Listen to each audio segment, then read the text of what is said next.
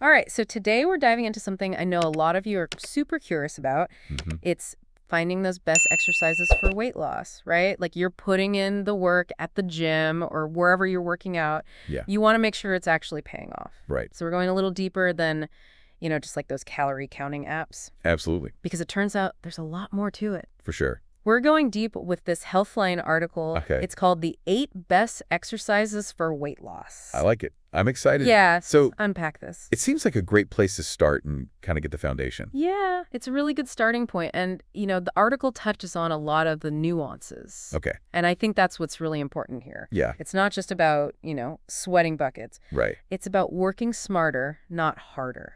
Okay, so the article kicks things off with walking. Okay. It seems almost too simple, but They highlight a study where people who walked just 50 to 70 minutes 3 times a week wow, saw a reduction in both body fat and their waist circumference. that's awesome. It's like those steps really add up. It's easy to dismiss walking like, oh, that's not enough, but Right. it's the consistency that is key. Yeah. And I think what's important to remember with this one is that moderate intensity exercise like this Okay.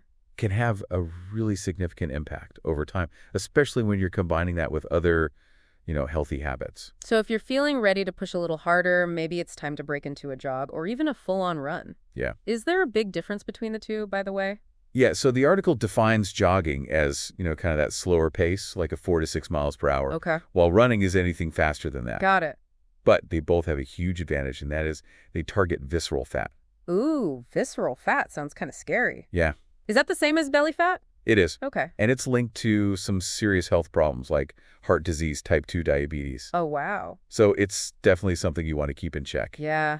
And both jogging and running can help you do that. So whether you're pounding the pavement or hitting the trails, it sounds like it's worth getting that heart rate up. Absolutely. But what about those of us who prefer a lower impact workout? I'm thinking about cycling. Yeah, excellent point. Mhm. The article highlights cycling as another fantastic option for calorie burning, Okay. and it's much easier on your joints. Yeah, for sure. And what I think is really fascinating is that cycling has benefits beyond weight loss, Really? like improving your insulin sensitivity. What does insulin sensitivity mean exactly? So it's all about how efficiently your body processes sugar. Okay. Improved insulin sensitivity means your body can use glucose for energy more effectively, Okay. which can reduce your risk of developing type 2 diabetes. Wow. The article even points out that cycling can help lower your chances of developing chronic diseases in general. So hopping on a bike is basically a win-win. I think so. You get a great workout torch, some calories, and potentially improve your long-term health. Yeah. I'm sold. And remember, cycling can be done outdoors or indoors on a stationary bike, so it's adaptable Oh, that's true. to different preferences and, weather conditions. All right, now let's switch gears and talk about weight training. All I right. know a lot of people associate weight training with building muscle, Right? but the article makes a strong case for its role in weight loss. Yes. What's the connection there? So what's really intriguing here is this concept of resting metabolic rate, or RMR. RMR. Okay. This is the number of calories your body burns at rest just to keep all your systems functioning. Okay. Weight training increases your RMR. So you're telling me that building muscle helps me burn more calories even when I'm not working out? Exactly. What? The article cites a study where just 11 minutes of strength training 3 times a week Wow. boosted metabolism by over 7%. Really? That's like an extra 100 calories burned per day without even trying. Okay, that's amazing. Yeah. I'm starting to see why so many people swear by weight training. Yeah. It's not just about aesthetics, it's a powerful tool for weight management. Absolutely. And it's important to note that weight training doesn't have to mean like pumping iron at the gym. Oh, right. You can use body weight exercises, resistance bands, or even household items like water bottles I love that. to challenge your muscles. It's all about finding what works for you and your fitness level. Exactly. Okay, let's shift gears again to a workout that's known for its intensity. Okay? High-intensity interval training, or HIIT. Love it. What's the deal with these short bursts of exercise, and why are they so effective for weight loss? So what's interesting about height is that it triggers what's called excess post-exercise oxygen consumption. That's a mouthful. It's also called EPOC. Okay. And essentially, your body continues to burn calories at an elevated rate even after you've finished your workout. So it's like a calorie-burning after-party. Exactly. I like that. The article even states that height can burn 25 to 30% more calories per minute than other types of exercise. Wha- And because height workouts are typically shorter, Right. they can be a great option for people with busy schedules. Okay, I'm adding that to my list. Yeah. Now let's dive into a workout that's a little more soothing. Okay. Tell me about swimming. Swimming is fantastic because it's a full-body workout that's incredibly gentle on your joints. Right. It's a great option for people of all ages and fitness levels. And I've always heard that swimming is a calorie torching machine. You're right, it does burn a lot of calories. Is there a particular stroke that burns the most? So the article mentions that the breaststroke takes the lead, Okay. followed by a butterfly backstroke, and then freestyle. Interesting. But honestly, any stroke you enjoy and can do consistently Yeah, will be beneficial. that makes sense. Yeah. Okay, so we've covered some pretty intense workouts from running to hike to swimming. Right. But now I'm curious about exercise that bring a little more mindfulness into the mix. Okay. What about yoga? I'm not sure I see the connection to weight loss. Yeah, so it's not as direct as some of the other exercises we've discussed. Right. But yoga can play a supporting role in weight management. Okay. The article highlights the mental and emotional benefits of yoga, such as stress reduction and increased mindfulness. I can definitely see how managing stress could lead to healthier habits overall. Absolutely. Like when I'm stressed, I tend to reach for comfort foods that aren't exactly waistline friendly. Exactly. Stress can lead to overeating and poor food choices. Yeah. Yoga can help you manage stress more effectively, Okay. which in turn can lead to better eating habits and ultimately support your weight loss goals. Gotcha. Plus, there's evidence that regular yoga practice can lead to a reduction in waist circumference. So it's not just about the physical poses, it's about the mental and emotional benefits that contribute to a healthier lifestyle. Exactly. Okay. I love that. All right, now for our final exercise, Pilates. Okay. This one seems like more of a toning workout to me. Right. How does it stack up when it comes to weight loss? So you're right, Pilates is often associated with toning and core strength, Mm-hmm. but it can actually be a surprisingly effective way to burn calories. Really? The article cites research showing that a 140-pound person can burn over 100 calories in a beginner Pilates class, Wow. and even more in an advanced class. Huh. Plus, there's like a fun factor to Pilates that can make Right. it more sustainable in the long run. Sustainable is the key word here. Yes. If you don't enjoy the exercise, you're not going to stick with it no matter how many calories it burns. Exactly. So we've covered 8 very different exercises, each with their own unique benefits for weight loss. We have. This is all great information, but I think we need to take a step back and consider the bigger picture here. Okay. What are some of the key takeaways from the article beyond the specific exercises themselves? That's a great question, and it leads us perfectly into the next part of our deep dive, Food. where we'll explore the crucial role of diet and lifestyle Okay. in achieving sustainable weight loss. All right, stay tuned. Stay with us. So we've explored 8 different exercises, right, that could really help on your weight loss journey. But the article makes it clear that exercise is just one piece of the puzzle. It is absolutely, you can't outrun a bad diet, as they say. Yeah, that's so true. The article really emphasizes that a balanced diet and a healthy lifestyle Okay. are crucial for sustainable weight loss. Mm-hmm. Exercise can amplify your efforts, but it's not a magic solution on its own. Right, it's about finding that balance. Exactly. That right mix of exercise and healthy eating. Yes, But that can feel overwhelming. it can. Where do you even start? Well, the article doesn't delve into, specific diets, Right. but it really stresses the importance of focusing on whole, unprocessed foods. Okay. Think fruits, vegetables, lean proteins, and whole grains. Got it. It's about nourishing your body with the nutrients it needs to function optimally. That makes sense. It's not just about restricting calories. It's about making sure those calories are coming from high-quality sources. Exactly. But beyond diet, what are some of the other lifestyle factors that can impact weight loss? One crucial aspect the article touches on is sleep.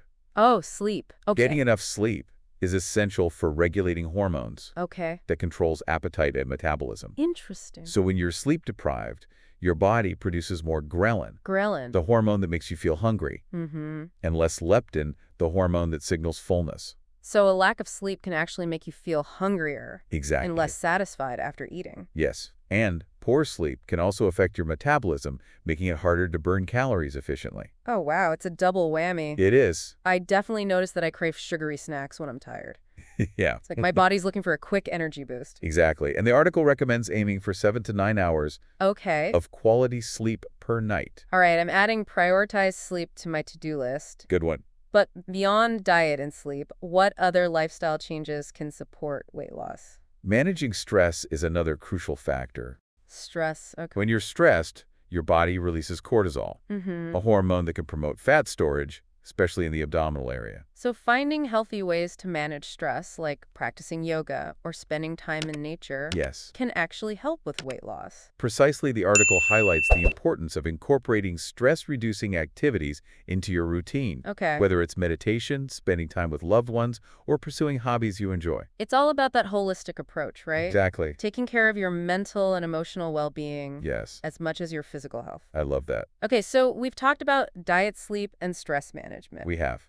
What are your thoughts on combining different types of exercise?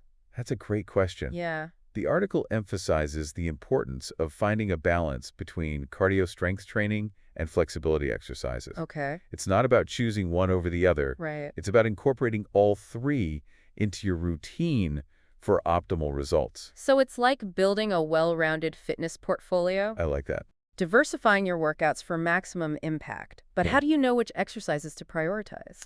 The best approach is to consider your goals and preferences. Okay. So if your primary goal is weight loss, Mm-hmm. then incorporating more cardio like running or cycling could be beneficial. Right. However, if you're also aiming to build muscle and strength, Okay. then incorporating weight training is essential. Got it. And don't forget about flexibility. Yeah. Yoga and Pilates are fantastic for improving range of motion and preventing injuries, Mm-hmm. which can help you stay active in the long run. It's about finding that sweet spot. Yes, That combination that feels good, challenges you, and keeps you coming back for more. exactly. Speaking of coming back for more, Yeah. the article also talks about finding exercises you actually enjoy. Yes. Why is that so important? The most effective exercise is the one you'll actually do consistently. That's so true. If you dread going to the gym or forcing yourself to run, Yeah, you're less likely to stick with it. right. The article encourages you to explore different activities and find something that sparks joy I love that. and fits into your lifestyle. It's not about punishing yourself. It's about finding movement that makes you feel good. Exactly. So it's not about finding the single best exercise, Right. but rather a combination that you enjoy and can do consistently. Yes, But let's be realistic. Okay. There are going to be days when motivation is low, for sure. and it's tempting to skip a workout. Yeah. What advice would you give someone who struggles with consistency? It's important to remember that motivation ebbs and flows. Okay. There will be days when you're super pumped to work out, Mm-hmm. and there will be days when it feels like a chore. Right. The key is to create a system that supports you, even on those low motivation days. What does a supportive system look like? It could involve scheduling your workouts in advance, Okay. finding a workout buddy to keep you accountable, Yeah. setting realistic goals, Mm-hmm. and celebrating your successes along the way. I like that. It's also crucial to be kind to yourself. Yes. Don't beat yourself up if you miss a workout or two. Right. Just get back on track as soon as you can. That's such an important reminder. It's not about perfection. It's not. It's about progress. Exactly. But what about the people who are tempted to go all out, Okay. to exercise excessively in hopes of seeing faster results? Yeah. What are your thoughts on that? The article cautions against trying to lose weight too quickly. Okay. It's important to be patient and to prioritize sustainable changes over quick fixes. Mm-hmm. Aim for a healthy rate of weight loss, Okay. around 1 to 2 pounds per week, Got it. or about 1% of your body weight. But why is losing weight too quickly a bad thing? So rapid weight loss can lead to muscle loss, nutrient deficiencies, and even metabolic slowdown. Wow. It can also put a strain on your organs and increase the risk of developing boss stones. That's no good. And let's not forget about the mental and emotional toll Yeah. of restrictive diets and extreme workouts. Right. It's just not sustainable. It's simply not sustainable in the long run. So it's about finding that balance between pushing yourself and being patient with your body. Exactly. And remember, everyone's journey is different. Right. What works for one person may not work for another. Mm-hmm. Your body, your genetics, your lifestyle, it all plays a role Yeah. in how you lose weight and how quickly you see results. That's so true. And that's why it's so important to seek guidance from healthcare professionals. Absolutely. Like doctors, registered dietitians, or certified trainers. Yes. They can help you create a personalized plan that aligns with your goals and your overall health. Absolutely. It's about assembling that dream team. Yeah. The people who can support you on your journey and help you navigate any challenges that arise. So we've covered a lot of information today, We have. from specific exercises to the importance of a holistic approach to weight loss. We've explored the science behind it all Yeah. and the crucial role that diet and lifestyle play in achieving sustainable results. Absolutely. We've talked about the importance of finding a balance, listening to your body, Right. and prioritizing both physical and mental well-being. But what does this all mean for you, the listener? Right? What are you taking away from this deep dive so far? It's almost like we laid out all these ingredients for like a healthy lifestyle, Yeah. and now it's your turn to create the recipe that works best for you. And we've given you the building blocks, but ultimately it's up to you to design your own fitness blueprints. That's a great analogy. Right. Think of those 8 exercises we discussed, like walking, jogging, running, cycling, weight training, interval training, yoga, and Pilates as different flavors you can experiment with. Yeah. Which one sparked your interest? Yeah. Which ones can you see yourself incorporating into your routine? Right. Maybe you start with walking a few times a week and then gradually add in some strength training. Right. Or perhaps you're ready to jump into that height class we talked about Yeah. and then balance it out with a relaxing yoga session. Exactly. It's all about finding that rhythm, that flow that feels good for you Yeah. and keeps you motivated. And remember, consistency is key. Right. It's better to do a little bit of exercise regularly than to go all out for a week and then burn out. Absolutely. You know, it's funny you mentioned consistency. Yeah. And it made me think about brushing my teeth. Okay. You don't stress about doing it perfectly every single time. Right. But you do it consistently because you know it's good for you. Exactly. Exercise should be the same way. I love that comparison. Right. It takes the pressure off Yeah. of striving for perfection and shifts the focus to simply making it a regular part of your routine. Yeah. And just like brushing your teeth can lead to a brighter smile, Mm-hmm. consistent exercise can lead to a healthier, happy.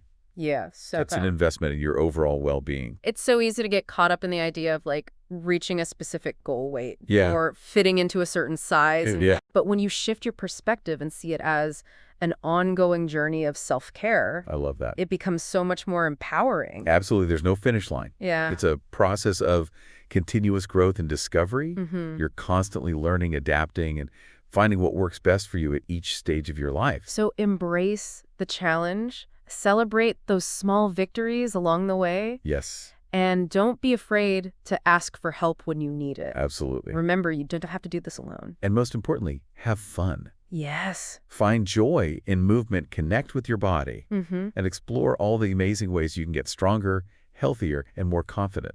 I think that's a perfect note to end on. I agree. We've covered a lot of ground today. We have. But hopefully you're walking away feeling inspired, informed, and ready to start moving. The power to transform your health and well-being is in your hands. So true. So get out there, have fun, and happy sweating. So true. So get out there, have fun, and happy sweating. Yeah.